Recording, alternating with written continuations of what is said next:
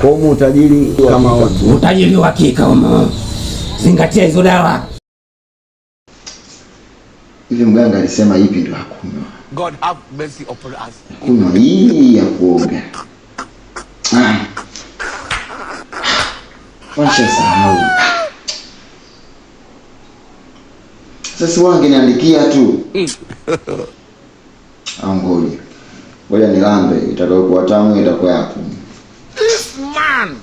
Kwa tamu ndio yako. Ukiona chungu ya kuoga.